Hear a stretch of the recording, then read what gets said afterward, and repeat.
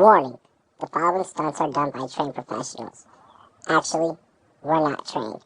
Robbie is just a dumbass and decided to do a drunken fantasy football podcast. The thoughts, opinions, and takes are ours and ours only. It is not our fault if you lose in fantasy football or sports gambling. Viewer discretion is advised.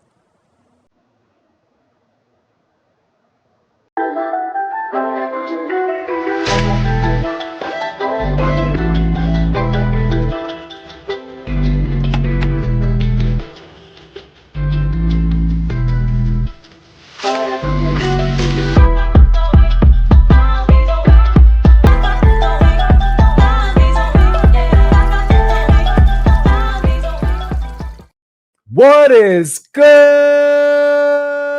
ladies and gentlemen? Welcome to the one and only Rumboyz Fantasy Network. It's your boy Rumboyz Robbie. Thank you. I know that I'm about 20 minutes late. We are just waiting for my co-host. Speaking of co-hosts, I want to give a big shout out to the homie Drop the Mic FF. He is out of town on a business trip. So no Mike tonight. I'm just going to go ahead and I'm just going to rip the Band-Aid off right now. And we're just going to throw it out there now. All right.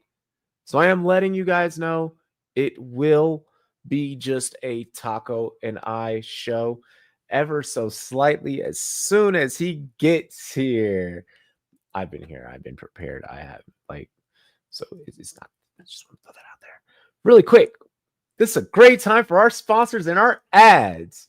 Let's go ahead and get into it. I want to make sure that everyone gets an opportunity. Shop GLD. Shop GLD. Link is down below in the description section. Shop GLD comes in like this really nice box. And then you open the box, and I'm not going to open mine because I don't want my stuff to fall out. But it comes with a really nice little card, token of appreciation. It comes in this really nice bag. Comes in this really nice, awesome bag, as you see right here, and you can keep all of your chains and everything safe, so on and so forth. So make sure that you guys head over to Shop GLD. Get like me. That's right. ShopGLD.com. Use our link though. Use our link. Like just copy and paste and then use ours, and then hook up the Rumboyz this holiday season whenever you get a GLD. So yeah. Other than that, head to our merch store and go and get you some merch. Our merch is really dope. It's really comfortable. It's high quality. It's awesome. I have mine drying right now, well, ever so wonderfully, because I just gave mine a wash. And what's great is that it's still quality even after a couple of washes. So it's really awesome. I highly suggest that you guys head on over to our merch store and check out our merch. Let's see here. Just 1 second. Feel free to throw out any betting or fantasy football questions if you so may have. It helps me stall until Taco gets here. A lot has gone on this week. Penn State has finally found their head coach.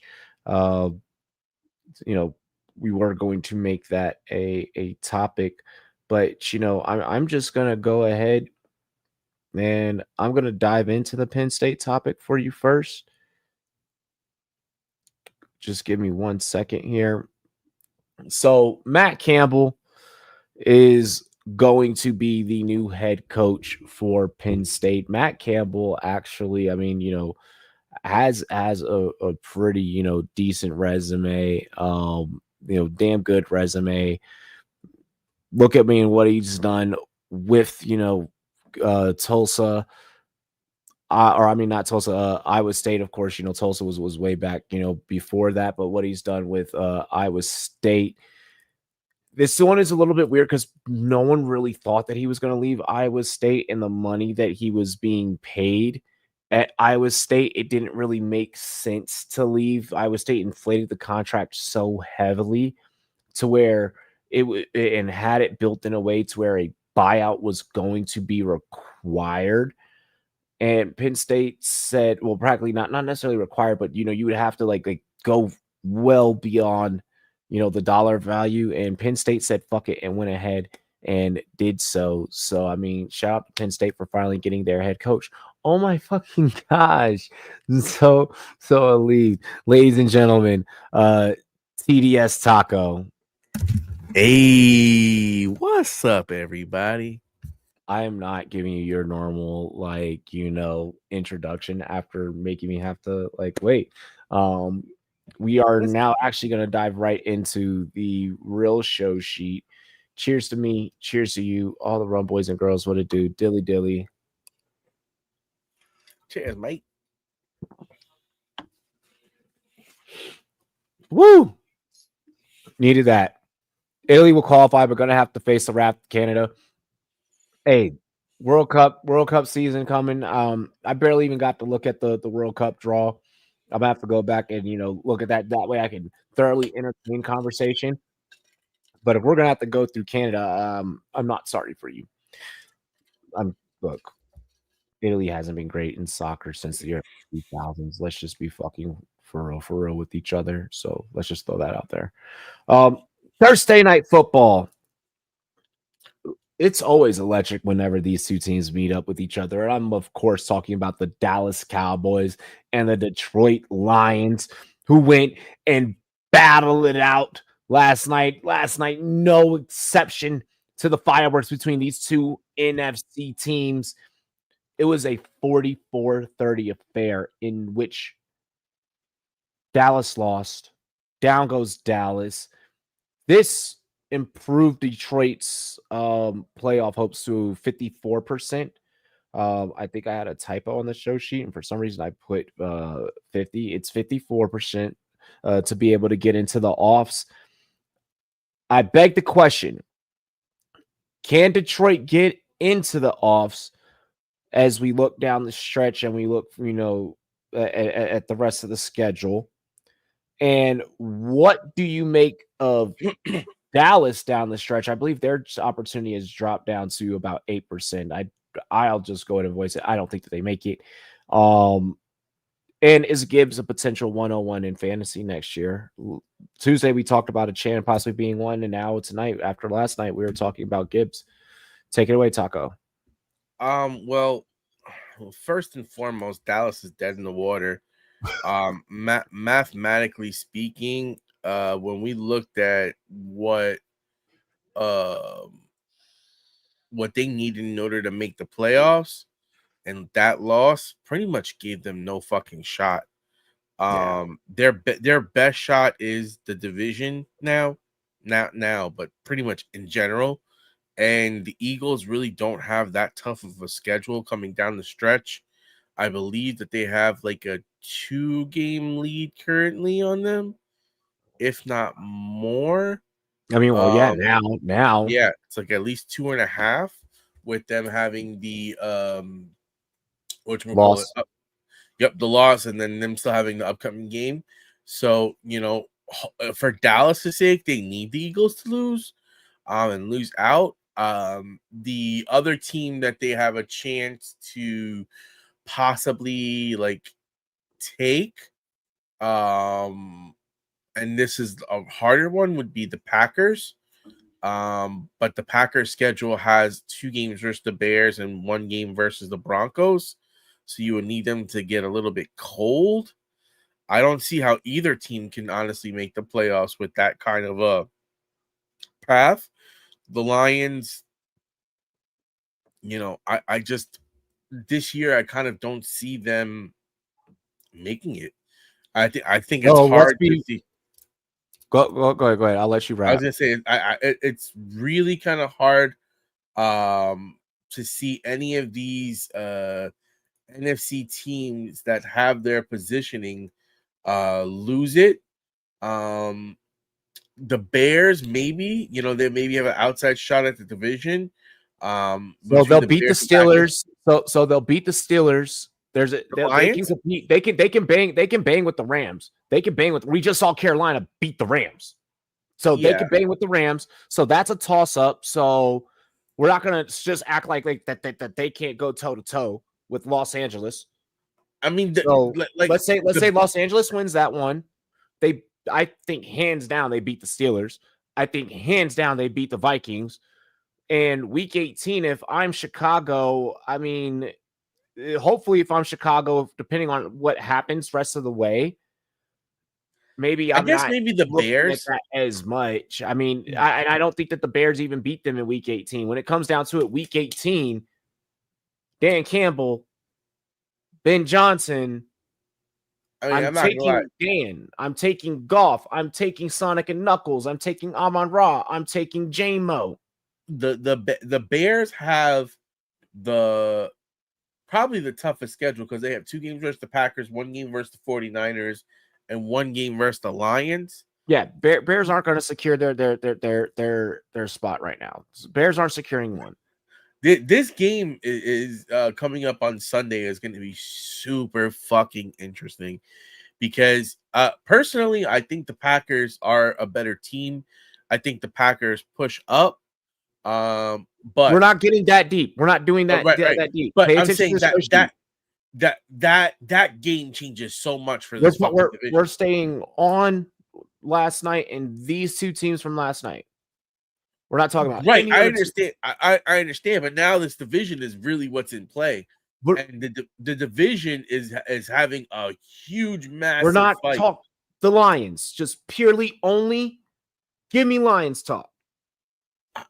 Again, the Lions need someone to lose, and the Lions, as great as they are, and with that schedule, they're 2 games behind the Bears in the loss column, and they're 1.5 games behind the Packers in the loss column. So that's tough. You know, one of these guys is going to get a win. If it's the Bears, the Lions are pretty much done skis. You know, you're going to need to have the Bears lose 4 games or 3 games in the remaining to pass them. Which is the Packers doable. Then get into their window, you know. So it's the Lions really need definitely help. Doable. So fine. I'll entertain you really quick. So the Bears, as up and down and volatile as they are, they will probably lose to the Packers. There's a high chance that they lose to the Packers this week. Just as well as they could also lose to them in week 16. They could fuck around and fumble both of those. Yes, they could. Week 15, we'll go with the, just hey, you'll beat the Browns. That's going to be great. Awesome. Cool. Good for Chicago. You've already now lost. You'll lose to Green Bay. You'll beat Cleveland. You'll lose to Green Bay again. And then Bears, Niners. I'm sorry. Niners are going to come back and clutch that. I'm just going to bank on the experience there of just that Niners team, locker room, Shanahan, Lions, Bears. I'm going to go with it's very well that the Bears. It's easy to see the Bears just go completely downhill, which would leave us with Detroit and Green Bay pretty much fighting out for that division. Rightfully so. I think that the law of averages, kind of balances it out. As the rest of the season progresses. As when I look at the rest of this season and what it can be, I think there's just so much hype in Chicago, and I don't mean to cruise down Narrative Street, but I will cruise down Narrative Street and say Chicago misery strikes again. How many times have you seen this franchise not be able to clutch it to get into the offs? So what makes you think that now all of a sudden that they are start Baker or Caleb this week? I lean more so Baker. I'll be honest, bro. I don't trust the Lions. Like, I don't trust them. I don't trust them. Oh my gosh, Leafs, that's wild. And the Bears, low key, bro. I think that Bears defense is a problem. Their turnover margin is pretty solid. The running game has been dominant. I mean, they have playoff pieces. Yep. You know, but the thing about the Lions is they're soft, in my opinion. They're great on paper, but in a Did you see the way? dogfight, I don't bet on Dan Did you see the Campbell. way that Jack Campbell was thumping last night? Have you seen He was Alex playing Anzalone? Dallas. Did you see He was Hutchinson playing last night? Dallas. He was playing Dallas. Bro, I don't give The a damn. Cowboys. Bro, even the chat's like, what the fuck? Soft. Yeah. Like, In bro, the we're playoffs, talking they about don't the do biting shit, bro. kneecaps. We are talking about the biting kneecaps Lions. The In motor the city. playoffs, they I don't will do run the fuck shit. over you Lions. We The are talking about playoffs, Sonic they and don't Knuckles. do shit. We are talking about Amon, rah, rah, rah. It's me. Yeah. Not going to finish the rest of everything that he said. Yeah.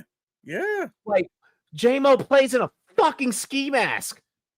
And look at them in the playoffs. They don't deliver. Bro.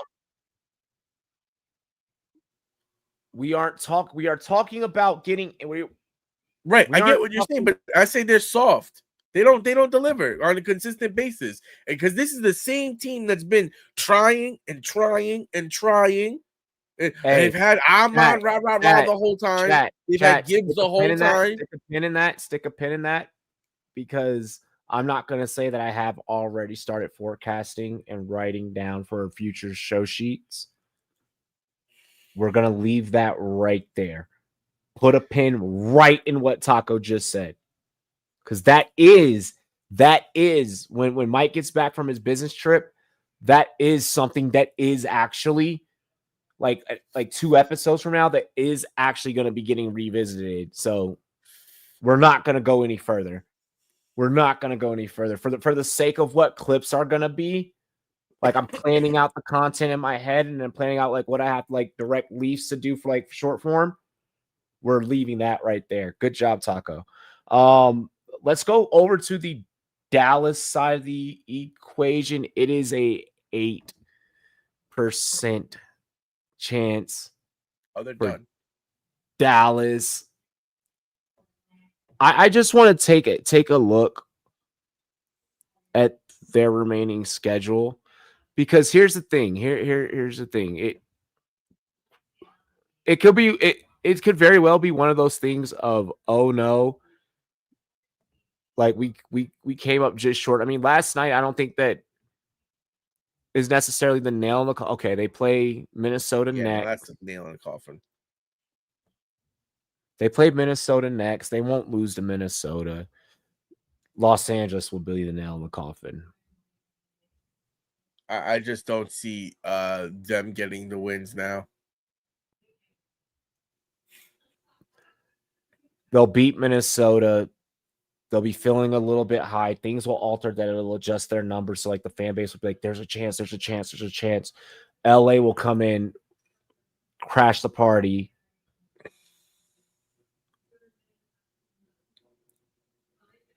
I say that we put like Washington will pull off an upset just because it's week 17. It's not even an upset at that point. Dallas will probably bench everyone.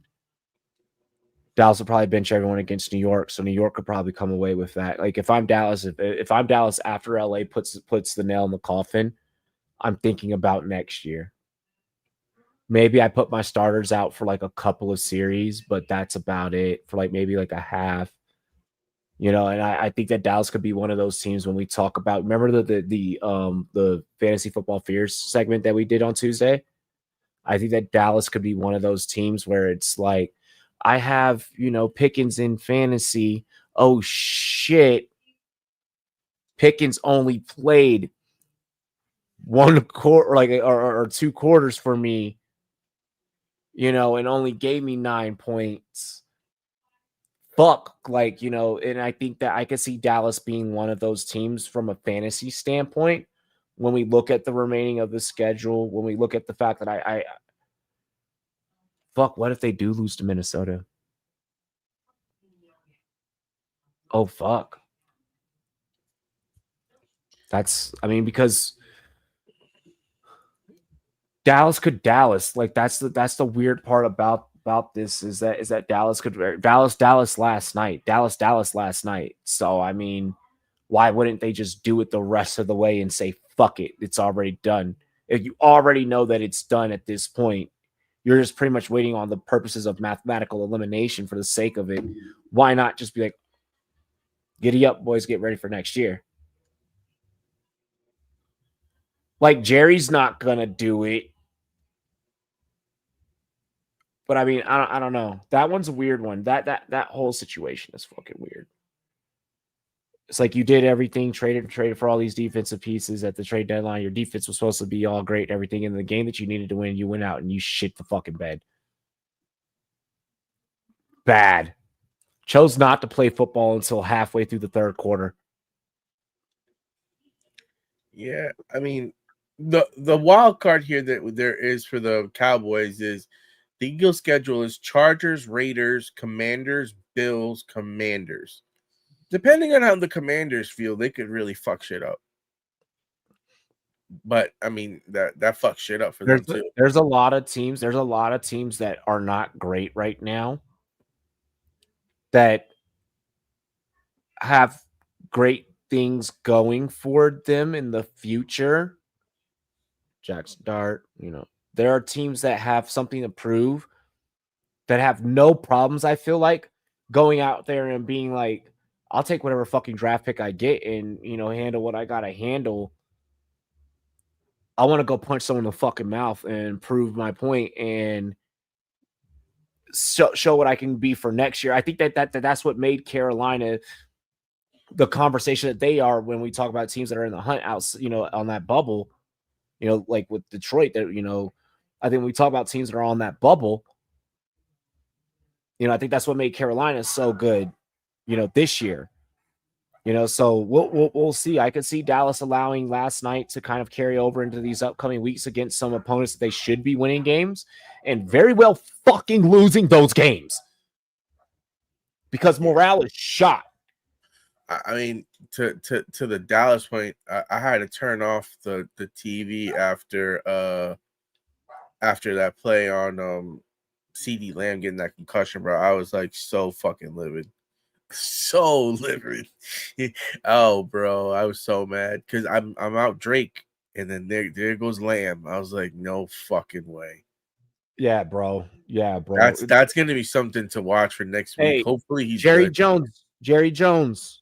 Listen, Dallas, I'm gonna defend you really quick. Dallas fans, look at me. Dallas fans, Jerry Jones, your time is coming, fucking old man. You've gotten away with more shit than goddamn Sean Combs, all right? Your time is coming. You hear me? Your time is coming. Dallas fans, don't worry. I'm going to defend you this one time because someone needs... Listen, we know what it's like. We know what it's like. It's just y'all's turn on the fucking NFC East merry-go-round. Sit y'all's little asses on the fucking merry-go-round and just wait. But Jerry Jones, you going to get yours.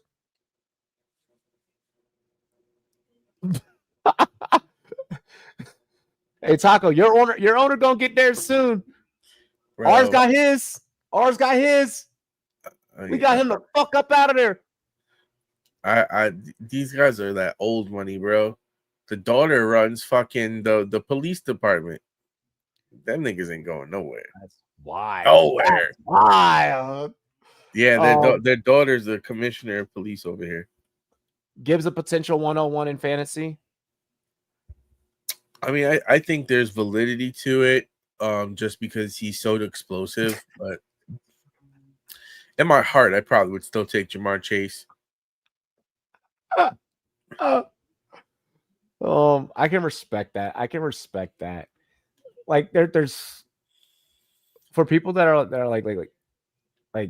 there's there's no emotion in fantasy. There's a lot of emotion in fantasy. You're like, why are you getting emotional over fantasy? There's emotion over fantasy. With that being said and with that being stated, I could see myself going out there and easily grabbing Gibbs at 1. I could see myself grabbing JSN at 1. I could see myself grabbing like I can see myself doing a couple of different things. A Chan, like so. I mean, crazy. Yeah, I mean, CMC is not even in your conversation yet. He's been a bad boy. You know, it's crazy. I want to do this piece. I want to do this off-season YouTube video. I'm not going to spill the beans too much, but I kind of want to do like this, like look into like how far like health and wellness has brought like the modern day athlete, because like we're getting players in not just football but like basketball and every sport that are playing, like the percentage of players that are playing well beyond, you know, their, you know, 30s and shit, like in multiple sports is just crazy. So like I'm actually like working on like compiling like data and shit. And yeah, it's gonna be a pretty dope. It might be like my first like actual like, I don't want to say like a hit piece, because like it's not like a hit piece, but like my like from like a production standpoint, like, you know, like, oh, he's like actually being a YouTuber. He's not just live streaming. Type shit. So getting into the next topic, after much speculation, well, I guess not really, because we already knew. The Arizona Cardinals announced that quarterback Kyler Murray will not be returning this season. Obviously, that means wheels up on Jacoby Brissett fantasy managers. But with that being said and stated, where do you think Kyler ends up next year? We kind of talked about this a couple of weeks ago, but like now it's like real, because there's now no way that the Arizona Cardinals head into next year with Kyler after what Brissett has done. And I don't necessarily think that they ride into next year with Brissett. I think that Brissett's still on the roster, maybe, like, but I could see the Cardinals very well being like, we'll wait, like, you know, fourth round and grab like a QB and let you sit behind Brissett. And I could see the Cardinals trying to like reset. Taco, give me your thoughts. I'll take a call. I mean, the Cardinals right now, I don't think there's any doubt about it. They're ready to move on from Kyler Murray. I think they're seeing more out of Jacoby Brissett, particularly when you look at the production that McBride is having over there at the tight end position.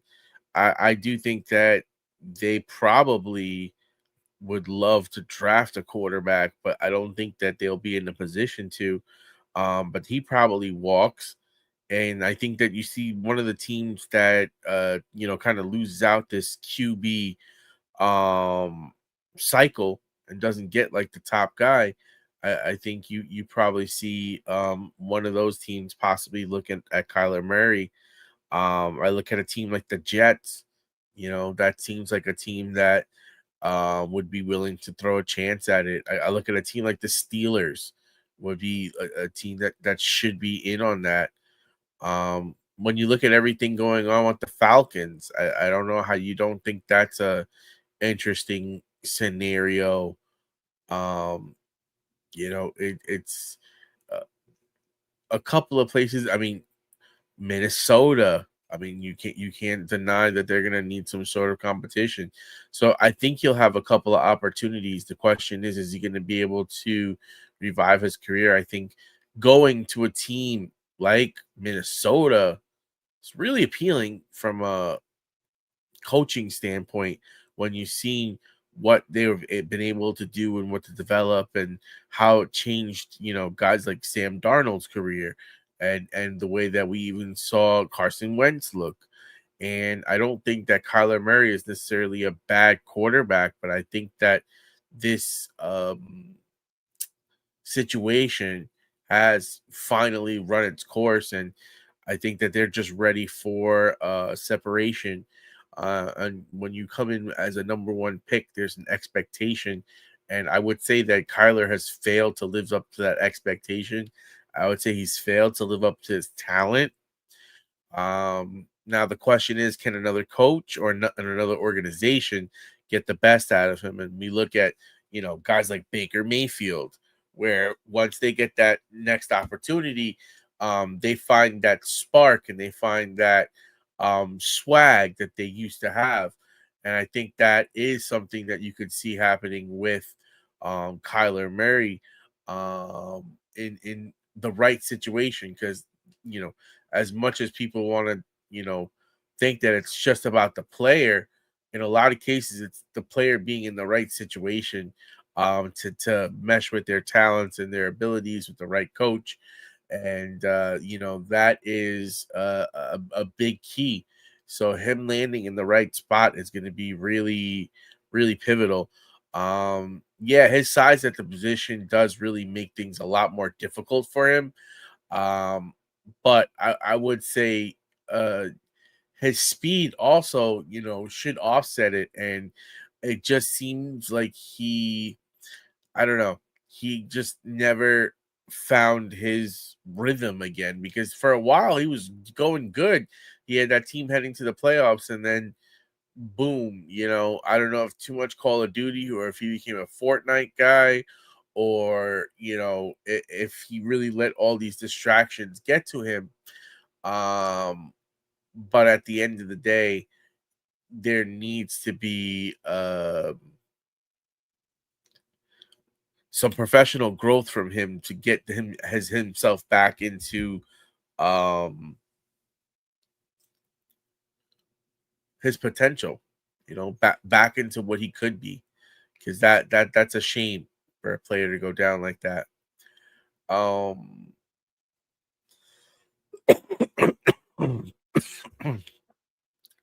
Jaden Daniels, Baker, or Caleb? Caleb is facing the Packers this week, so I don't love it. Tampa, who's Tampa playing? Tampa got the Saints. It's gonna be hard to bench Baker. And the Commanders are playing the Vikings. Listen, I probably would go with Baker because Daniels hasn't played much this season. I don't know how much he's gonna run.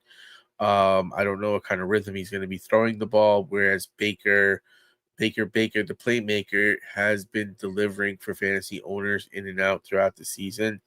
Caleb does have some upside, but that offense is so run heavy, and he is so inconsistent, in my opinion, that I wouldn't want to chance it. Yeah, he could have a good game. I'm not saying he can't. But I just feel like it's so inconsistent that I would rather take a chance with the more steady Baker than risk it on Caleb. And Jaden Daniels, we need to see him back in action before we can determine what level of play he really has. So again, I'd probably lean Baker. Oof. No.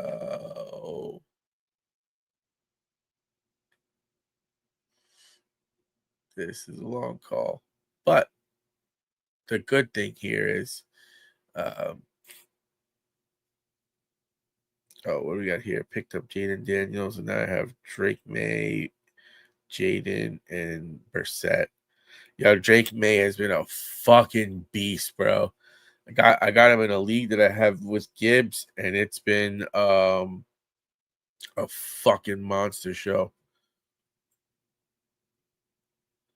Baker has been struggling as of late a little bit. I think some of it has to do with his injury. But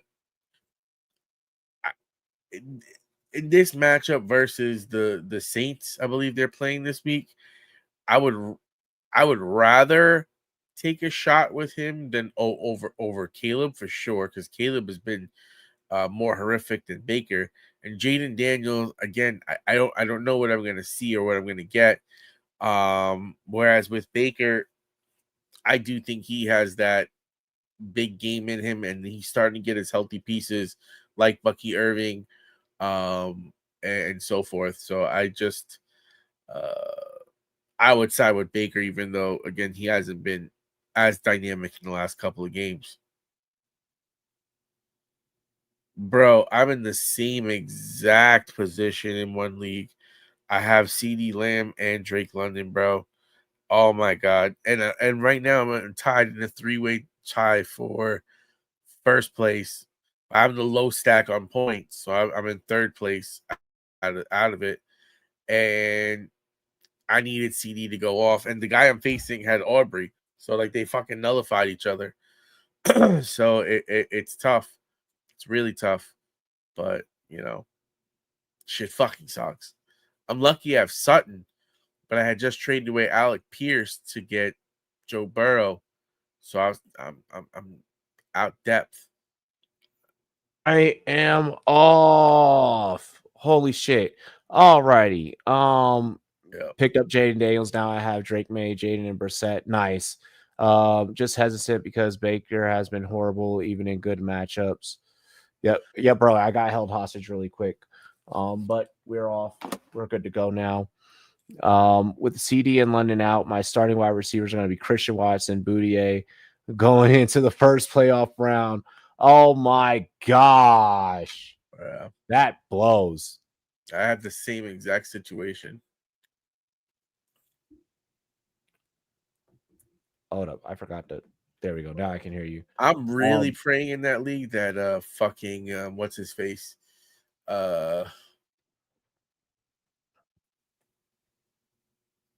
Omarion Hampton comes back and delivers. I don't think they're going to put him. I don't think that they're putting him back out there until actual NFL playoffs. Based off the way that they're kind of handling that one and going about that one, it's looking like they're waiting until they're like in. Sorry to tell you, he was fully suited up. Yep, I know. I saw that. They we'll see. Like they, and even if they do bring him back, it's gonna be a split. You're not putting Vidal back fully on the bench. It's gonna be a Carolina situation all over again. But the thing is, we gotta hurt. That situation is fucked.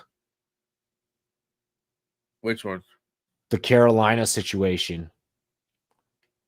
Because it's like everyone kind of went all in to like go get Dowdle, and it's looking like, and it's been looking like that. No, it's back to Hubbard's job. That situation is fucked up. Oh shit! Why did I just open this? All right. Where did you say that Kyler was going to go get, or did you get into that take fully? Oh yeah. I had named a couple of places. I brought up the Vikings, the Steelers, the Jets. All right. Well, let's actually get into it then. Like don't name a couple of places. Where do you actually think he's going to land, Taco? I think you should go on your take because I did a whole breakdown on that for everyone. I was taking a call. Same thing that if it's just me and Mike by ourselves. Work with me. Where do you actually think he's going to land? I named a couple of places. I had Pittsburgh. I had No. Where do you actually think he's going to land? Not a couple of places. Give me one place that you think. Throw a take. Okay, you think he's going to go to the Vikings? Okay. Yeah. Why do you think the Vikings? Well, I think he wants to revive his career. You get set up with a solid wide receiver crew. You have a coach here that has been great at causing some revivals. Hopefully, they can maximize his talent. So I'm thinking there. Of all of the outcomes and possibilities, I would love that for Minnesota, and it would make sense, especially with everything that O'Connell has done. A lot of the conversations that we've had. If I were Kyler, I would so be trying to take up that position. I would so be willing to go there just because, hello, it's Justin Jefferson. Like even Kyler's short ass, as long like he could get it to Justin Jefferson. Of course, he's going to have some troubles trying to see over Christian Darrisaw, but I mean, hey, it can happen. He could probably make it work. So I do like your Minnesota take a lot. I'm going to throw out Miami. I don't think they move off of Tua because of that money, though. I think they move off of Tua just because they're like, you know what? Like, fuck it. Like, we're done. I think Miami has had it. I think Miami's ready to call it quits. And then I mean, you compare him with Waddle. Like, I mean, that's not going to be a bad pairing whatsoever. And I could see Miami trying to make someone else take on, someone that's like at least try to be in a situation to have a bridge quarterback or maybe even repeat a bridge quarterback situation.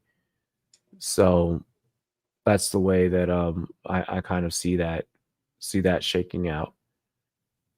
Yes, I'm off. Give me the fuck out of here. Give me up. All right. Boom. Yes. Give me 1 second and I will introduce the third topic. I'm just closing out of work. You.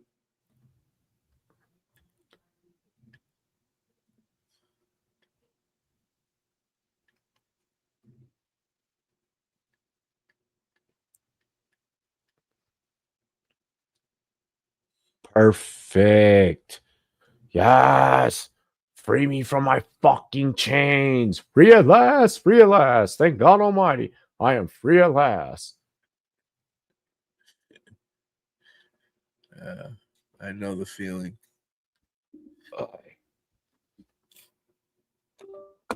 Alrighty. Ugh.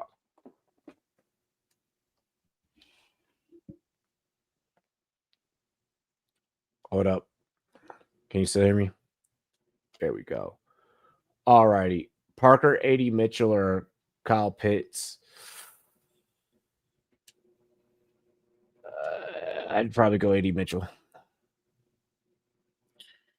Probably as well. If Parker was healthy, then yes, but Parker Washington ain't gonna be healthy. All right.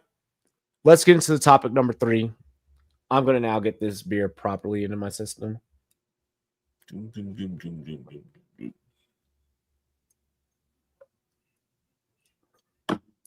gonna give you a 2 for 1. Give me your must flex for the fantasy football playoff push. Okay.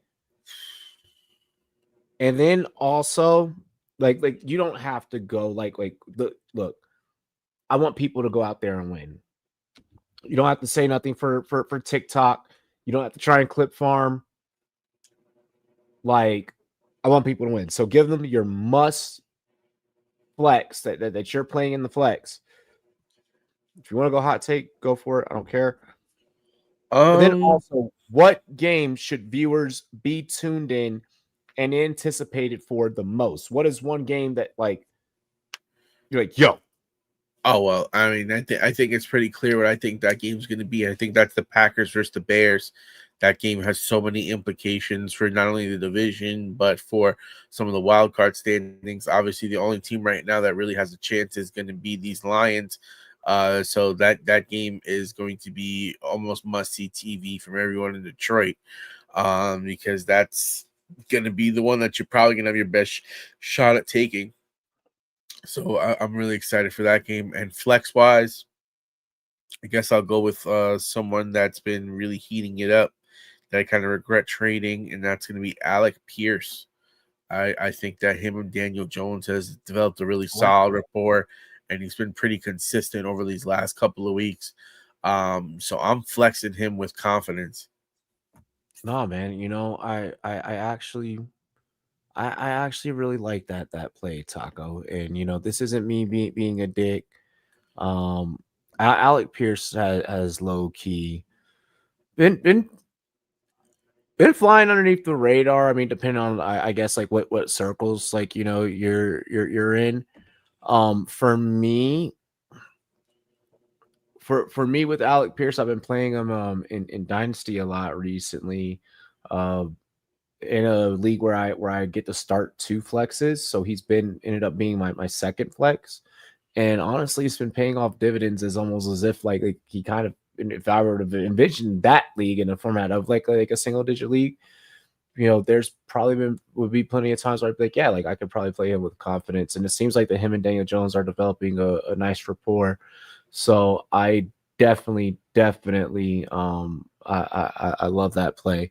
Yes, Leafs. Shout out to John Summerall for still coaching Tulane, unlike some. Here's the thing. Lane Kiffin wasn't able to be given that opportunity, and Lane Kiffin should goddamn well not been given that opportunity. I mean, and then the homie that's that I just talked about at the beginning of the show, that's taking over Penn State. I mean, he needs to hurry up and get the fuck in that building so they can start recruiting, because my gosh, they're behind the 8 ball.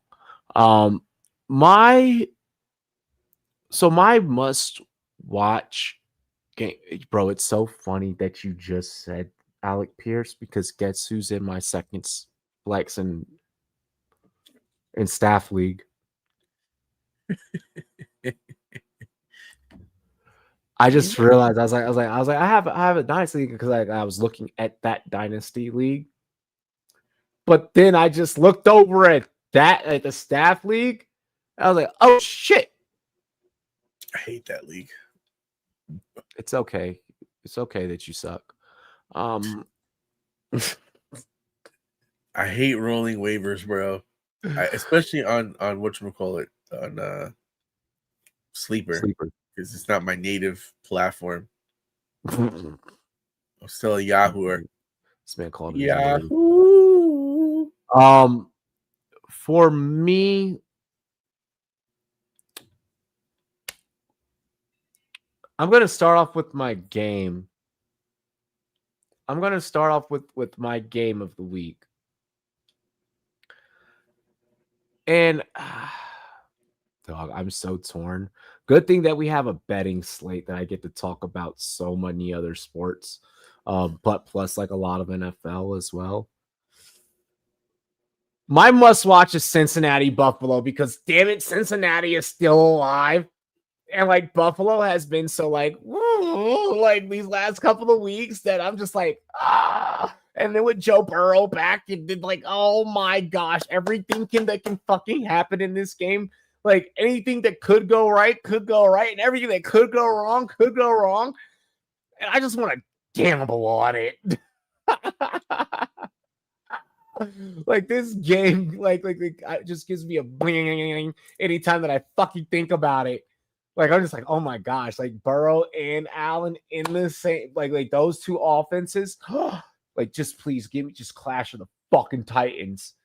Like, yeah. The over-under's at 53.5. If that doesn't make you horny, I don't know what does. My wife, the sounds of machine gun, and when I win parlays. Those are the only things. Yeah, I mean, just saying, like. So, yeah. Jesus.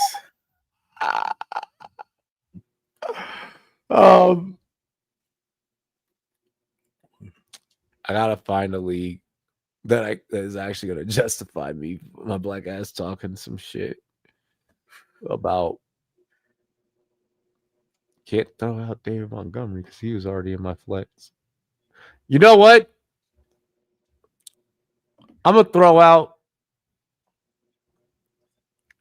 a flex play. That Minnesota defense is shit. That Minnesota defense is dog shit. And not only would I play him in the flex, because I am actually doing it in a league. Not only would I play him in the flex, but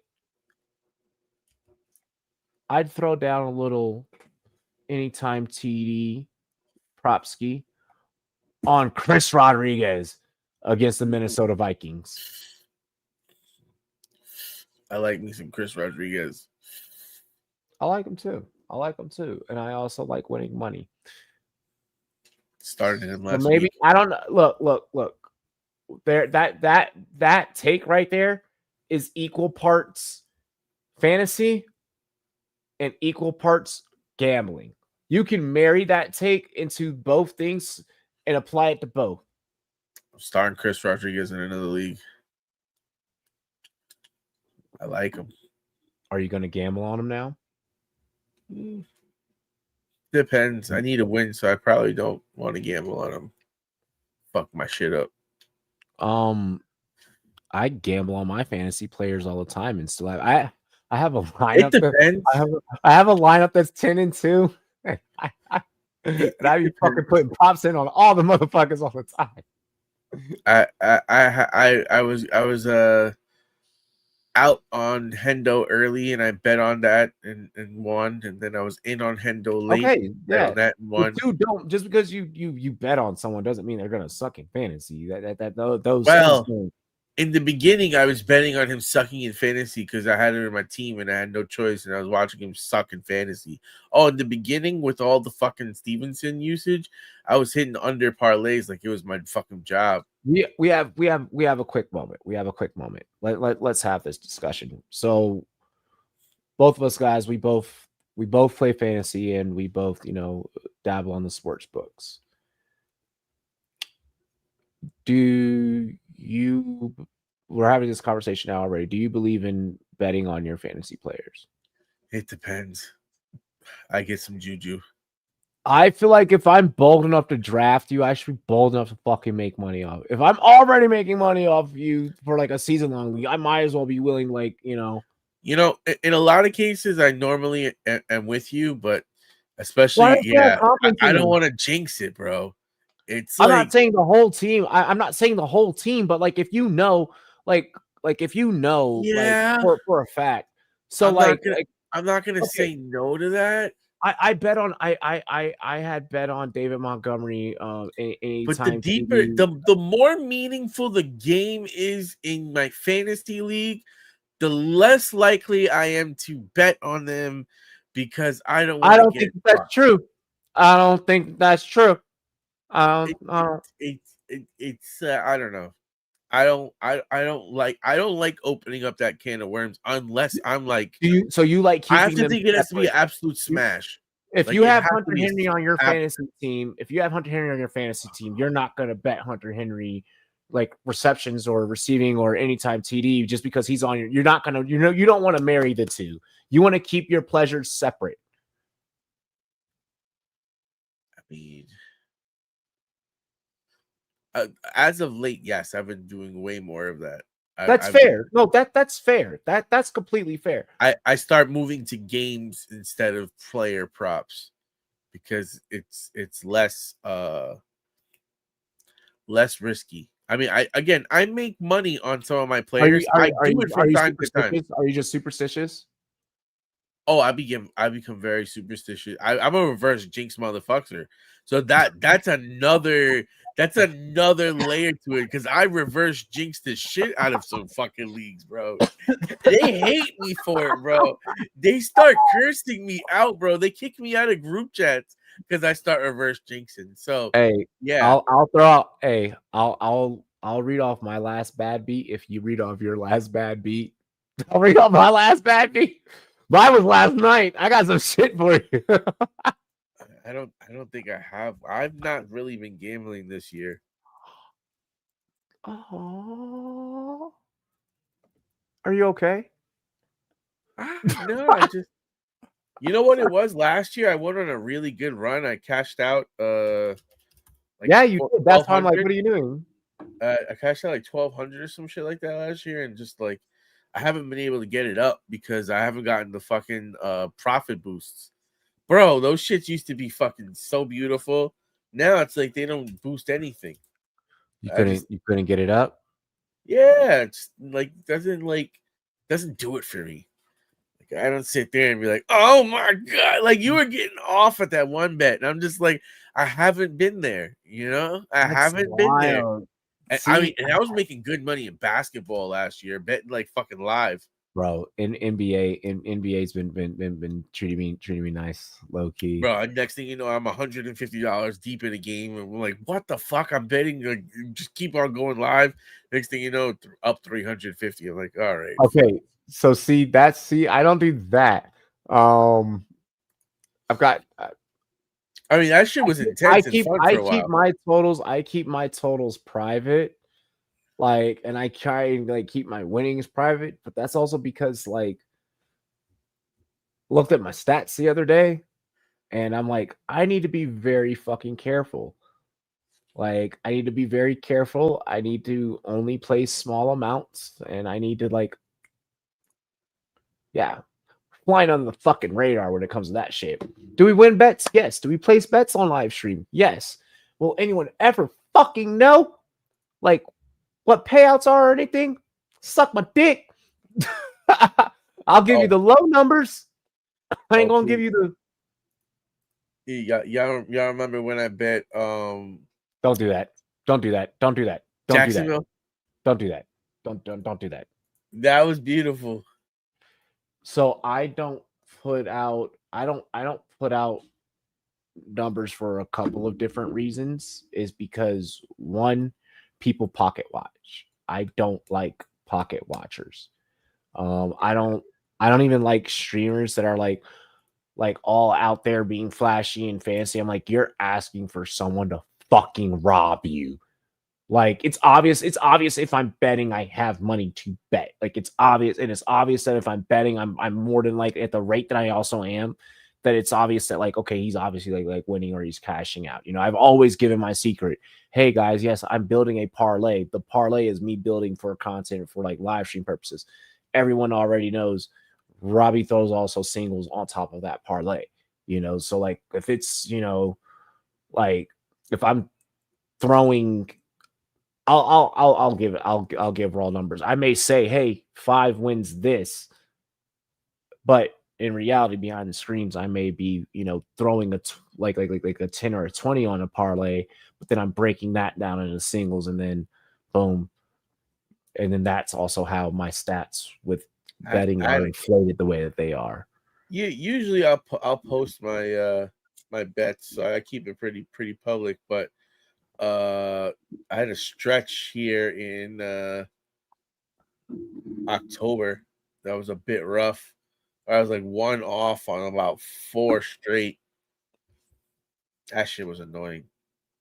Aiden said he's getting shafted by North Texas. No Diddy. And I'm actually about to check in on that bet. I didn't play North tonight. Oh, damn. I don't even have that on my book. Oh, fuck.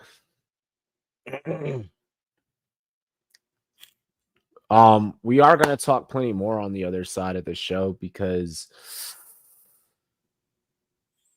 Taco, should I just run through like the whole sports slate like before we like right before halftime, just so like people know like all the madness? Like, yeah, on the other side, we have a huge NIL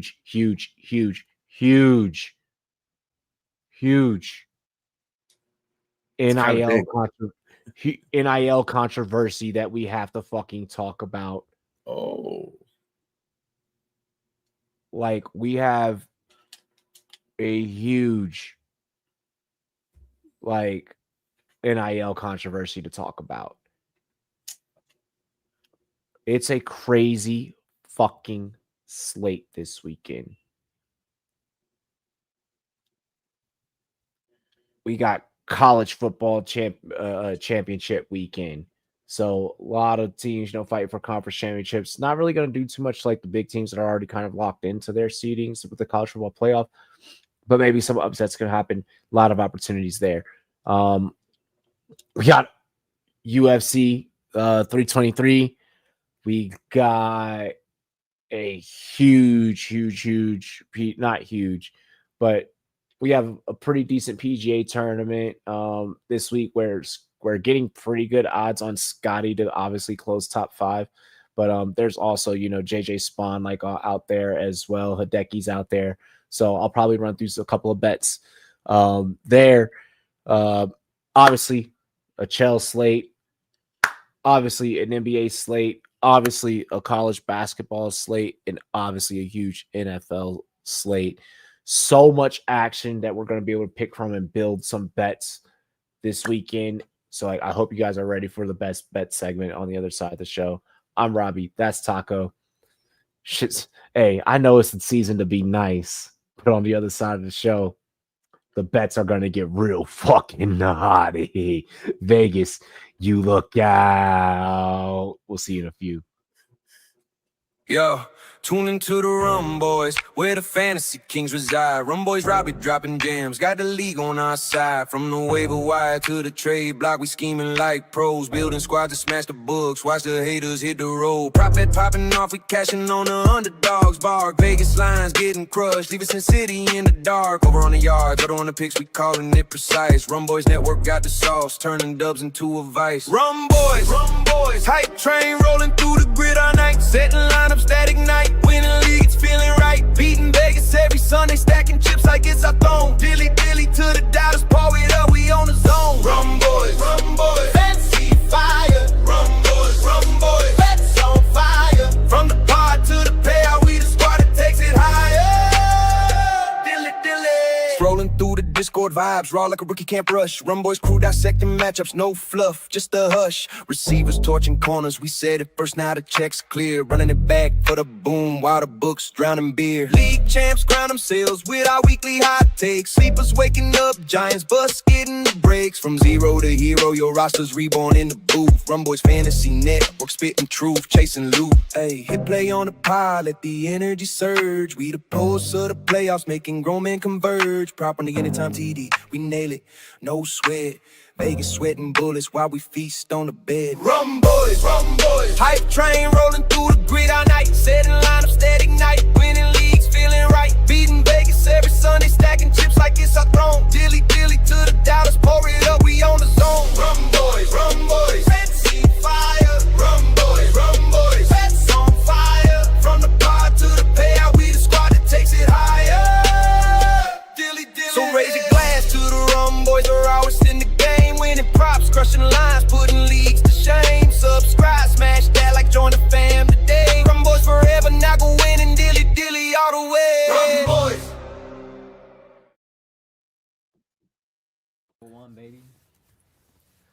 What is good, ladies and gentlemen? It is your boy El Capitan Robbie J of the Rumboyz Fantasy Sports Network here at the NFL Players Association 2019 Rookie Premiere with Nate Bosa, with my co-host Ty Boogie, all the Rumboyz and girls out there tuning in. We are sitting down with the number one draft pick, the one and only Kyler Murray, Dwayne Haskins, Hollywood, with Drew Lock, no other than Andy Isabella, Miles Boykin. We are sitting with Benny Snell Jr., Easton Stick, Bryce Love, UGA's own the big dog of the Bulldogs, Riley Ridley. How you doing?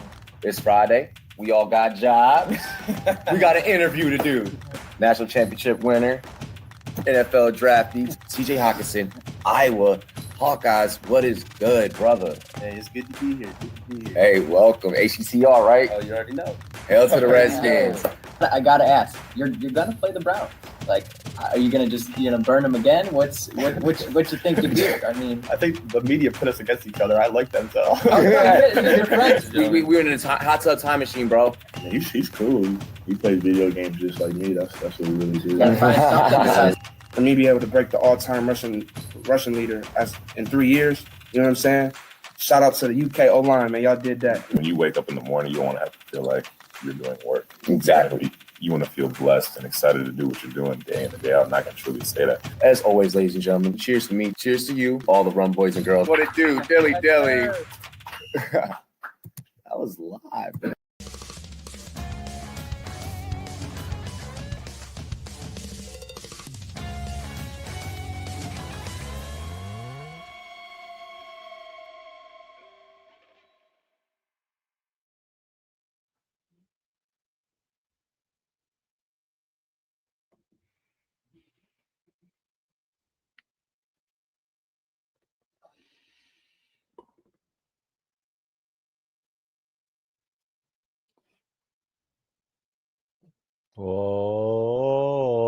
Alrighty then. Alrighty then. Chat. Let me make sure I don't burn myself when I touch this. Oh, hold on. I gotta do it like this, Taco. Check it out. But got a little quick butter sticker.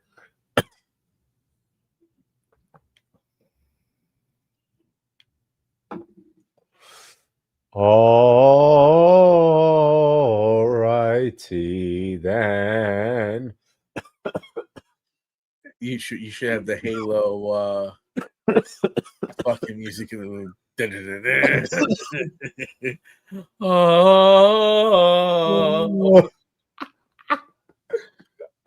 Oh my gosh, I can't believe I just did that. Gotta light that motherfucker for good luck as we head into bets for the weekend, man. Before we get into best bets, before we get into fantasy and everything like that, go to our merch store. Go buy our clothes. It makes for a great gift. Okay, go buy our clothes, please. Yeah, it's a great gift. It's a fucking great gift. Taco, go buy clothes or jewelry. Get that GLD. Yeah, go get clothes. Go get jewelry. We have all of it. High as fuck after I just did that. I do put a disclaimer that like these stunts are done by trained professionals. Actually, we're not trained. Just drunk enough to do it. Exactly. I want to go ahead and I do want to jump into a topic that I found very interesting. Was going to use this time to kind of talk about Lane Kiffin, but throughout the week and on different shows, I've kind of let the chat and let the community know how I feel about Lane Kiffin and the whole situation about, that thing. This story did compel me to talk about 4-star QB Legend Bay, that is his name, Legend Bay, signed with Tennessee, but it was against his will as he wanted to join Ohio State. Bay initially committed to Tennessee before decommitting in November, and all signs pointed to him flipping to Ohio State. However, Bay's family wasn't on board. His mom refused to sign his letter of intent to Ohio State because she wanted him to attend Tennessee. So he was forced to commit to the Vols. As a 17-year-old, Bay needed his mother to sign his letter of intent, prompting the drama. Bay's entire signing day table was Ohio State themed. This was all over social media, so on and so forth. Before signing his letter of intent, Bay tweeted and quickly deleted the following message. Good afternoon. I just recently logged out of my IG and probably will be logged out of this account as well by my older brother, who has access to my account because I won't sign with the school him and my mother wants. According to 24/7 Sports, Bay could seek release from Tennessee when he turns 18 and transfer to Ohio, which is Christmas Eve. We were told that this would likely play out in 3 weeks when Bay turns 18 on Christmas Eve. Yeah. So your thoughts? That shit's fucking wild. I can't believe a parent would do that to a kid, but I mean, how much are they? Well, look at Nico. Look at Nico. I whatever the fuck. Like, look at what his parents did to him. I mean, I'm not familiar with that, but I mean, in this situation, that shit is fucked, bro.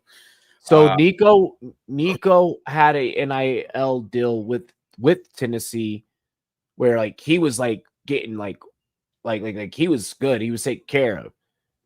Nico transferred to UCLA, and he was basically he's been a flop there. Like he could have been good in Tennessee. Like he could have been fine, but yeah.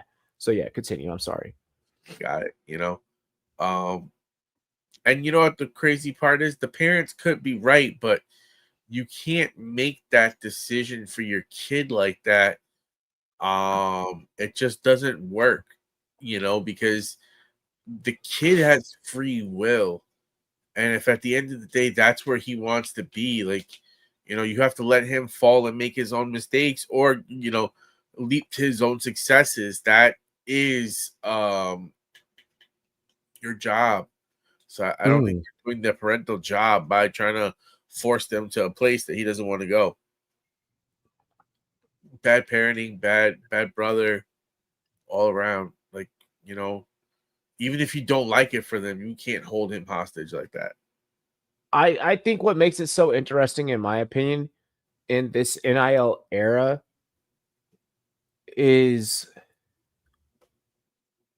you give him reason not, like, once he turns 18 to not even want to. This gives everything that it's about money, and you give every reason for him to now not want to give you anything because you've now shown your true colors, you know, because Ohio State, even in this NIL era, they are still like, yeah, we'll pay you. Yeah, we'll take care of you. Well, fuck it. This is Ohio State. You are giving us your all. You are, you know, it's a whole different ball game at Ohio State. It's Ohio State might be bigger than NIL, like, itself at this point. Like, in terms of just its impact on football, it's Alabama levels of impact to just the game and the culture of what is football. Not that other schools don't have that. Lease is right. Wide receiver U. Yeah, it's a fucking brand name. Like Ohio State is a whole name, image, and likeness within it fucking self. Taco, you watch NFL. How many times do you hear the Ohio State when players are introduced? No one else does that.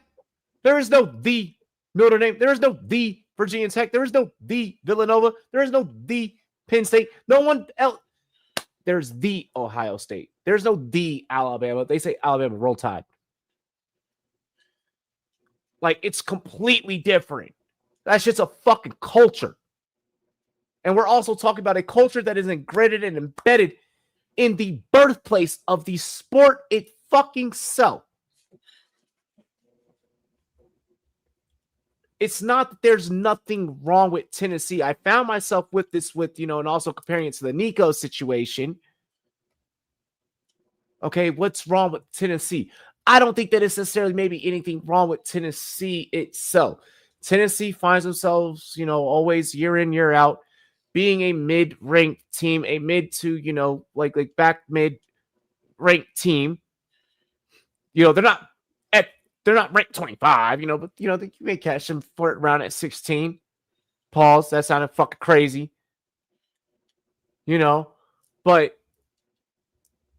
they're up there and I mean, they're not up there in the rankings. You know, they're not a top 10 powerhouse school. And I think that a lot has to do with just the way the committee, when they break down and, you know, views games. But I mean, to your point, yeah, it's super fucking bad parenting. You can't force your kid. I would love it if my son were to be like, Dad, when he has his day for whatever sport he chooses to play or whatever, you know, thing he chooses to do, when he commits and it's like, I'm going to Virginia Tech, I'd love that. If he doesn't want to go to fucking Virginia Tech, I'm not going to be mad. He's a Colorado kid. He's probably going to want to be a buff. And that's cool. And all I can do is shut the fuck up and support him. Your kids owe you nothing. Your kids owe you nothing. And like, I hate parents that are always like, well, I birthed you, so like you have to like, no. Like, it sounds great, but like, no, like that person didn't ask to be here. So they get to live their own life and make their own decisions. Parents living through their kids is funny. Exactly. It's always a fucking like that. Wasn't there, what was that pageant show, Taco, that fucking used to where the like the what is it? The moms who are always freaking out and shit. and they were like, and the lady, she ran the dance school, and like the that shit used to, my mom used to watch that growing up, and like she'd be like, yo, these parents are crazy. I'm like, Mom, that shit with when I'm on the sidelines, except it's just sports. Like, so I mean, yeah, it's a fucked up situation. I think that in a time period where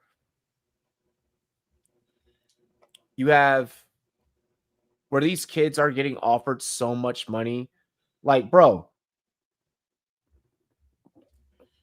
I know people throughout the state of Virginia that got to go on and be successful and like and play in the league, and or like now like out of league and shit like that. And like, you want to know what I hear from every single athlete, like at any level? Everyone's always like, bro, the money that these kids are being given now, the shit that they're being, like, it's crazy. It is out of this world insane, the amount of money that is in college sports, and not even just college sports, but like high school athletics. Even now, these kids are having agents their sophomore year of fucking high school, bro. It's absurd. I think I knew 2 kids that had gotten offers as like as sophomores, and they had both ended up getting in fucking trouble. It's not a good Like, look. these kids now, like this generation now, like you don't get that story of like, well, like I had an offer, but like, these kids now, they're fucking knowing what to do from here up. Like from 8th grade on, they're like, all right, so like I need to get an agent and I need to fucking get a publicist. I have practice at 10, so that means I need to be doing my media meeting and doing my posting and everything at fucking 8, and then getting that meeting done at 9. Dude, it's crazy what these kids are dealing with now, what their schedules are, and they're comfortable with them. They're okay with it. It's kind of dope, but it's kind of like, damn, this is like sick. I mean, everything has become so monetized that it's like, you just gotta wonder what kind of harm is it going to actually cause these kids long term, as they don't fall in love with the game, they fall in love with the image of who they are, and that leads to harder crashes. Bro, it's crazy. It's crazy now. Like I said, like these kids now, like when we're talking about like they're doing the grades and making the grades and doing the extra, like they're like above board, like a lot more now. Like may not be some of the smartest, brightest kids, but when it comes to like having that career path shit down to like what it takes to like even give yourself an opportunity to get into the league. Yeah, but they're already about it. But they don't have that dog. They're more like calculated. And then there is that it's a lot of it is, I do wonder what it happens with player development. Tom Brady has brought that same sentiment up many a times, about like, hey, like what happens, like, is this actually breeding talent or not? I don't more 6'7" gooning. I'm dead. I know we got Abdul Carter fucking gooning in team meetings. Taco, is everything okay with the New York Giants? Let's get that pick, baby. You got Abdul Carter falling asleep in one meeting, then in another meeting he's fucking watching / listening to porn. Okay, that we know that was a fucking bullshit report, right? I don't know if we know that's. He looks like someone that would do that. Underdog got. I'm going to say that. He looks like someone that would do that. I don't know. I'm going to say underdog got. Parody, but it's funny. I mean, it's definitely fucking funny. It's funny as shit. Taco, you kind of started the beginning of the show with this. I'm giving you an opportunity. NFL playoff picture fallout. let's take a look at the NFL playoff picture. Let's see who gets in, who gets out.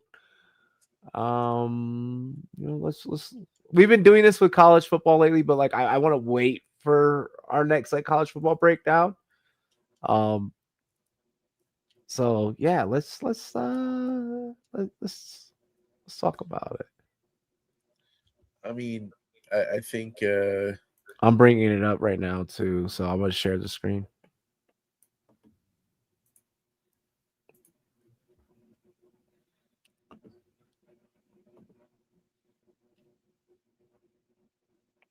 I don't think that NFL is gonna hose me for like doing this. Oh, look at that! Look at that! Look at that beautiful, just Super Bowl logo. All right, so here's how things stand. Um, Obviously, your 1 seeds are Patriots, Bears. 2 seeds are Broncos, Rams, the Jaguars and Sheagles, the Ravens and the Bucks, Chargers and Seahawks. Oh my gosh! Oh my gosh! Oh my gosh! I need to scroll back up. Chargers, Seahawks, Colts, Packers, Bills, Niners. On the bubble, you have the Houston Texans and the Lions. Look at the Lions moving up as after last night. Steelers, Panthers, Chiefs, Cowboys, Dolphins, Falcons, Bengals, Vikings. Yeah, Commanders aren't getting in, Jets aren't getting in, Browns aren't getting in. So some eliminations are going to happen this weekend. But Taco, your thoughts? We're just going to focus on like on the bubble from like we'll kind of, I guess we'll include the Chiefs a little bit. We'll focus from these up. To me, the most interesting one is the Bengals, actually, because that AFC North is wide the fuck open, and those boys are losing all across the board between the Steelers and the Ravens. Like neither one of those teams can put it together. And Big Joe Burrow coming through and taking this team to the playoffs would be like the fucking best story the NFL could dream of. So I think that's an interesting situation. And then so let's take a look at that situation. I mean, they have to take on Buffalo this week. Yeah. Should they get if they get that win, if they get that win, they have Baltimore. If they beat Baltimore, then I think that pretty much sews it up because I don't have to look at Miami's rest of schedule. I know they have to play the Jets this week, which I think that they could potentially lose that. Message. So I don't really give a fuck about Miami in this race at all, actually. No, they're done. Yeah, they're cooked. I do think the Chiefs are cooked. I think the Chiefs might officially be fucking done. They'll have an 11% chance with the loss to Houston this week, which I think is very plausible. If they win, it's a 50-50 shot for them to get in. So I mean, I think it's really dependent on what happens this week between Chiefs, Bengals, whether or not what happens with Bengals getting in. Because Bengals could honestly just easily win out. When we talk about a situation of winning out, like it's really just the next 2 weeks that are standing in there. It's just this week and next week standing in their way.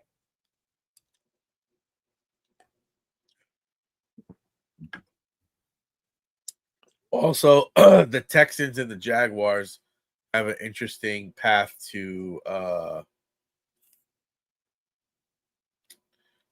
play. The Colts. We'll take a step at a time. We'll take a step at a time. Let me just go to the Houston schedule. So, like, if we're saying that the Bengals get in, or all right, like the Bengals win their division though, so it's So if the Bengals win their division, they move into Baltimore's spot.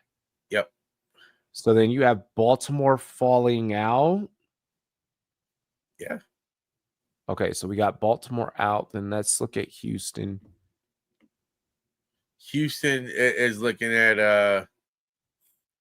obviously you got the Jaguars and you got the Colts and Houston all competing there. I think that's a really feisty division. But you got the Colts that seemingly are starting to sputter.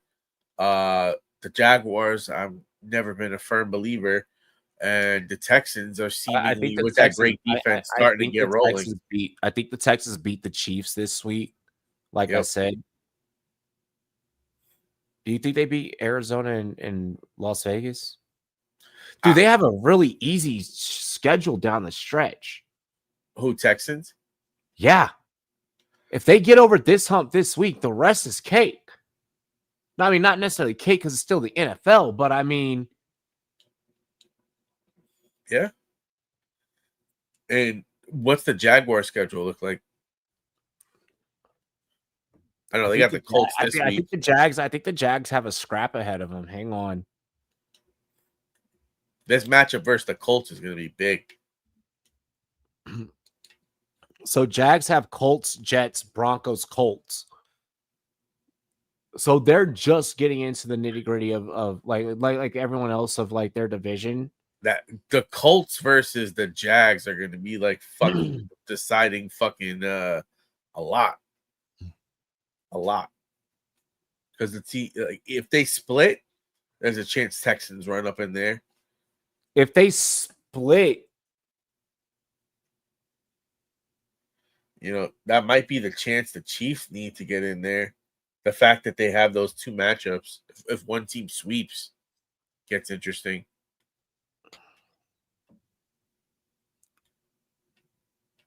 I don't know. Because if the Chiefs lose, then it's only an 11% chance. So which I don't like. I'm not liking that. I mean, obviously that number is going to be subject to change. But I mean, I very easily see this with only one change possibly happening here, and that being the Bengals taking the North. I think that unfortunately Houston could potentially finish exactly where they're at. I think those Jaguars Colts matchups are going to make it easier for the Texans to get in, but they got to beat the Colts. I think the Colts Chiefs. If the Texans win, it's a 59% shot. It's a 59% shot that they get in if they beat the Chiefs. So they have that to beat defense is legit though for the Texans. Oh, no. I'm sorry. Currently, it's a 59% chance. If they beat the Chiefs, it's 82% that they get in. Yeah, because one of the Colts and the Jaguars are going to lose. They're both at 8-4. It's only a 1 game difference, so they'll be tied with one of them, and then they both still have a matchup with each other left. So again, it just opens the door for them to have a chance.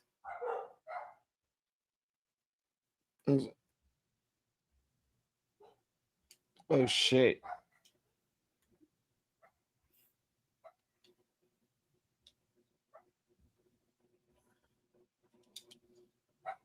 Hang on. Uh-huh.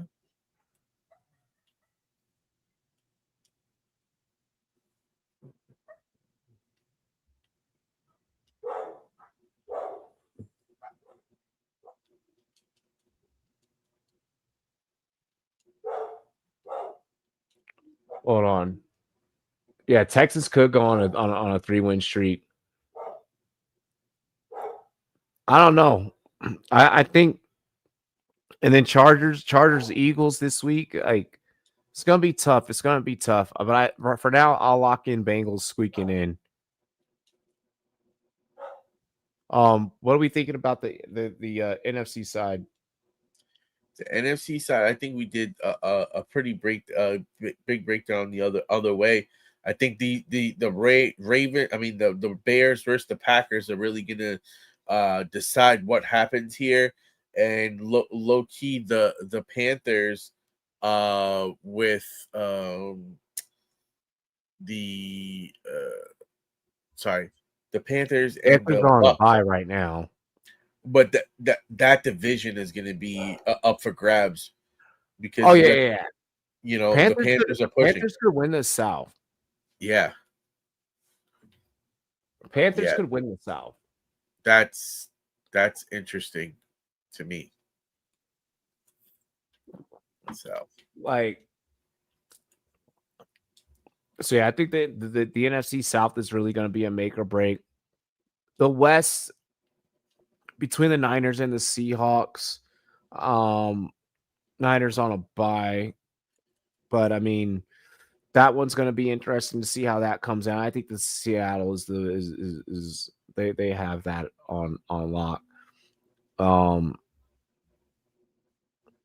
The NFC maybe could have some interesting shit happen with Rams, with Seahawks, with with the NFC West, with the NFC South. I think that this is far from determined. Where the AFC, I feel like every year, I feel like the AFC we're more determined with. It's more set earlier.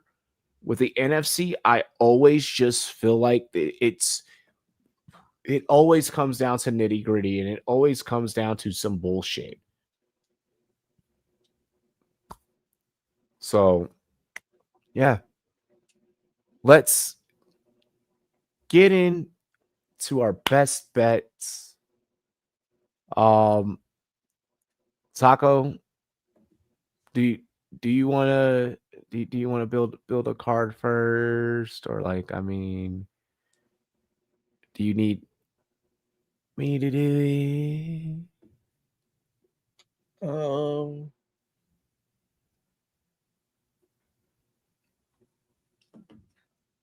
Yeah, I need a minute.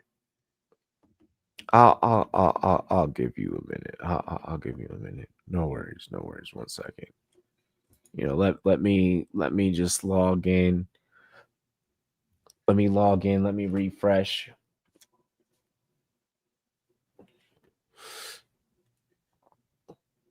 Sometimes Steelers +6 versus the Ravens. That's interesting. So, okay. Oh my gosh. This is going to be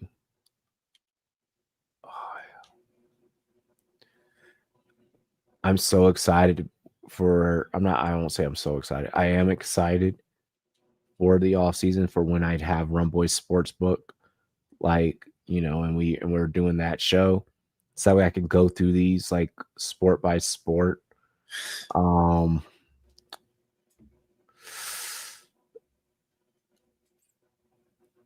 I am gonna I gotta build up the hype. I can't lead with that.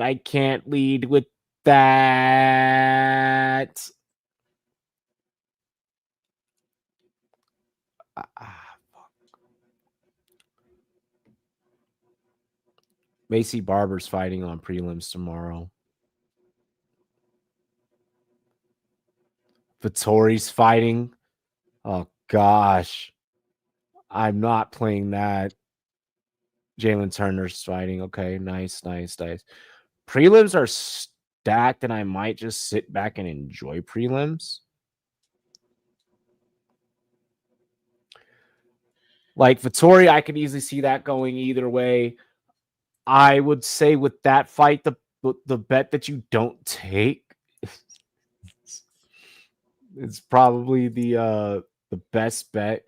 If anything, I'd probably take the over on the rounds, just because Tori's. Yo, why is that man still? I feel like he's been fighting forever, dog. I feel like he's been fighting forever. I would probably bet Macy Barber. Just for the love of the game. Just for the love of the game. That McKinney Duncan card or fight is fucking dumb close. Dumb close. I'd say sit back, watch that.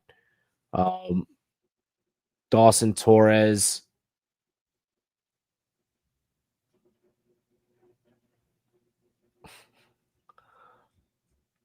I want to say sit back and watch. I want to say sit back, bro. That shit, dog. The over under for rounds in that bitch is 1.5. You're banking on. Mm-mm. Uh-uh. Uh-uh. Uh-uh. Uh-uh.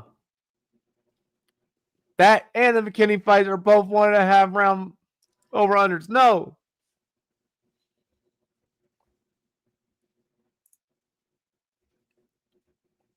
You said take the over in Dawson? Bloody wild, mate. But you know what? I brought with you, mate.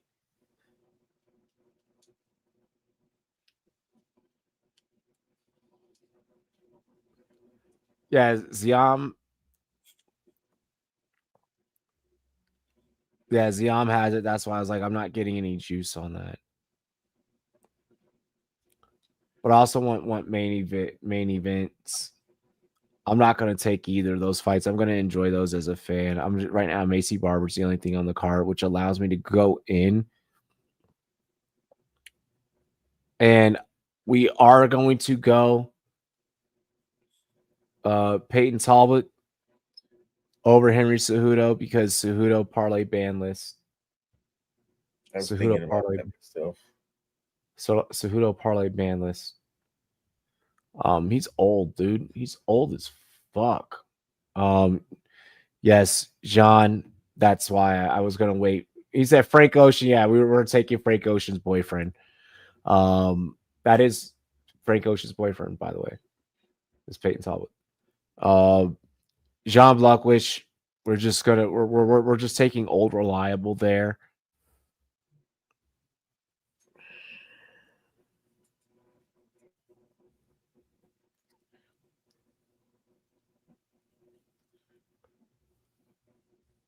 I want Moreno. I was thinking the same thing, but I stayed away from that. The babyface assassin is one of my favorites, but I usually start falling into trouble when they're in a losing streak and you still want to keep betting them. Give me Tyra. Money line. I believe that there is a boost. With that. But with that being said, 5 on that wins 35.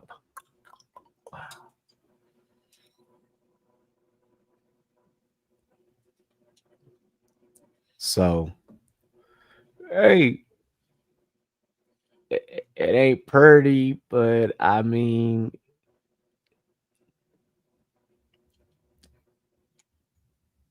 look, good one. Some safety, some spicy. Yeah, I mean, you know.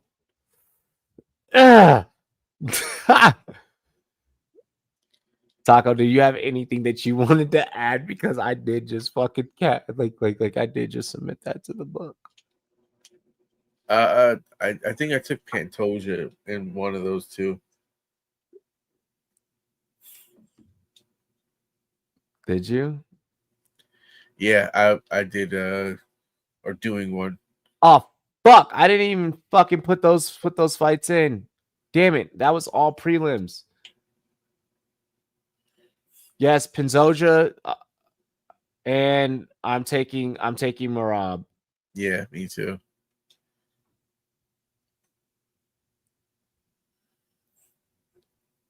The UFC needs Van to win.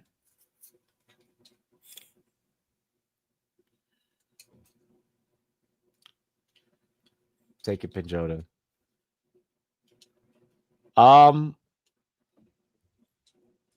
Now you ready to build the rest of our cards? Yeah, we're going to football. I'm building a little cross sports because I have the Sunday morning show, so I get to build a whole NFL card that day. So there's no point in me doing like a full NFL card. But I am gonna start throwing out some fucking different bets from different sports. So I mean, you know, if you got something built up, like you know, I was just doing like the UFC thing. You know, feel free to. I like Seattle minus 6.5 versus the Falcons. That's one I definitely like. And the Steelers +6. I like that one too. Are you just going NFL? You're only just throwing out NFL bets right now, I'm assuming. Well, yeah. I was trying to see maybe an NBA bet. Okay. Okay. So yeah, I mean, go for it, bro. Like throw out what you want. Like, Let's see. I'll keep looking.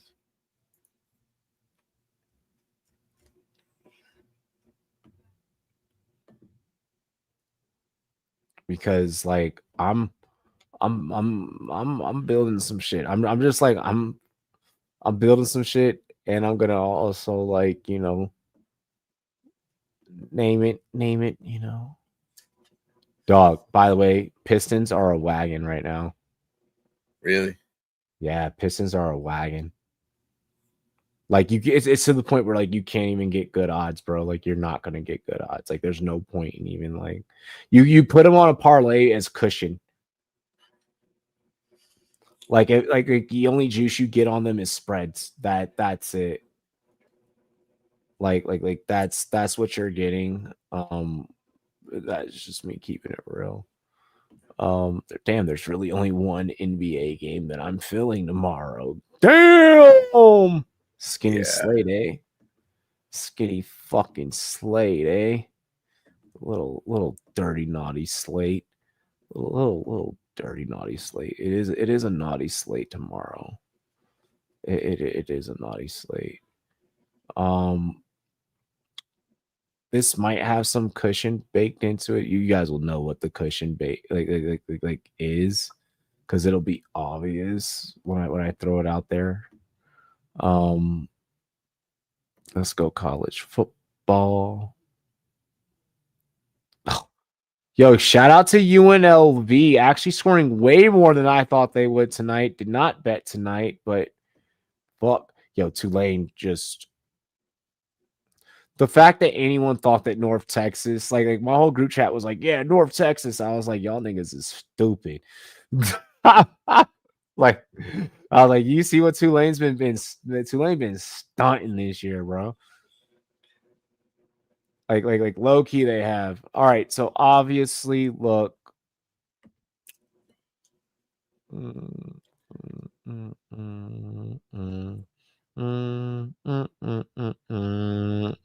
Hey.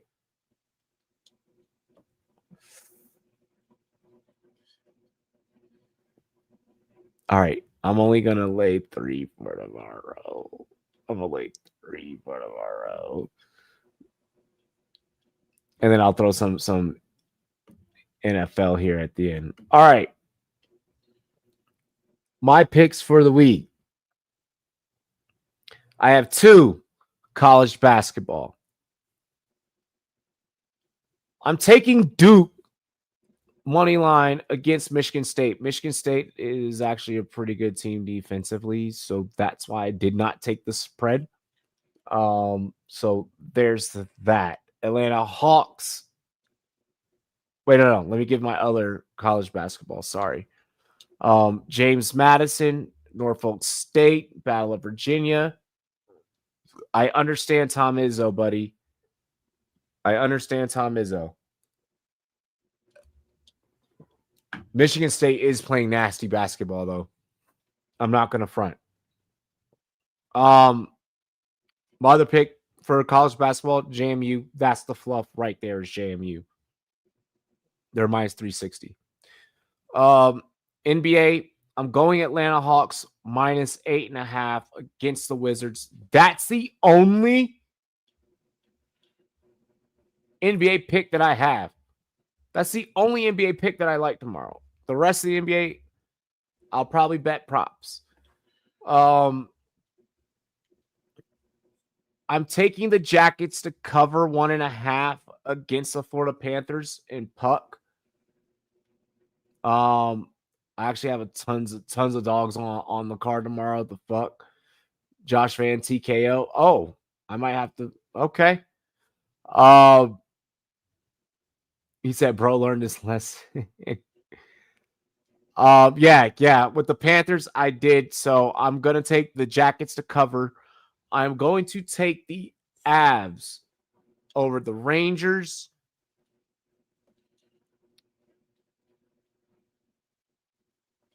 get into college football. It's almost playoffs time. I know, such a beautiful time. Shout out to Tulane for because it looks like that or it doesn't look like Tulane is gonna get in. Give me Ohio State -4 over Indiana. I would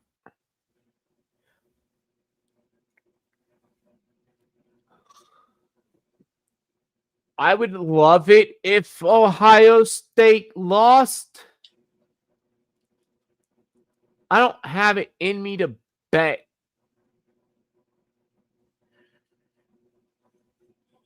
Indiana against Ohio State. And it fucking blows because I'm so tired of Ohio State. Moving on. Georgia over Bama. Fuck Bama. I know OSU just has too much firepower. I am taking Virginia over Duke. I know that is disgusting for me as a Virginia Tech fan. It burns deep into my damn soul, okay? It fucking burns deep into my soul. With that being said and stated, we are also just gonna couple a wee little mate. Just a wee little mate. This is another fluff pick. We're gonna take Scotty on the tour to in top 5. I'm not bold enough to take him as the outright winner. Yeah, I took the ops in Virginia, but I am gonna take Scotty Scheffler on the tour, and then for NFL, I'm gonna give you 3 picks tonight. I will give you the biased one first. Washington will beat Minnesota.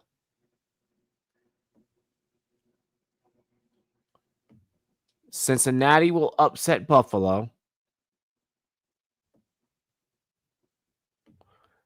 And the Jags will defeat the Colts.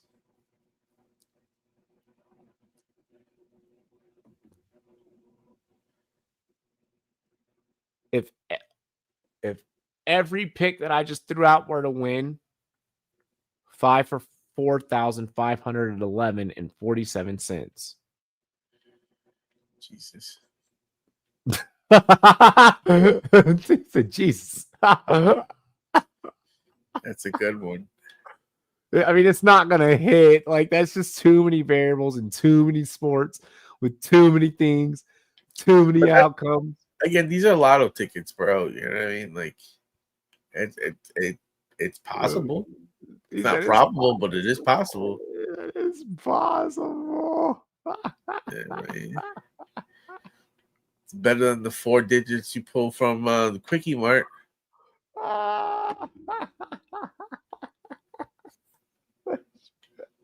Your reaction is wild. Yo, that needs to be a sound bite by Jesus. Taco, any last words, any last sentiments, any last Nah, it's been real. We're gonna have a great fucking that hits, I'll give you weekend out here. Sounds like tons of bets. You got some UFC shit popping. So that hits, I'll give you 1,000. Yeah, it's on and popping this weekend, brother. Taco, if that hits, I'll give you 1,000. Well, I'll take it. I'll take that shit. Let's go. Oh my gosh.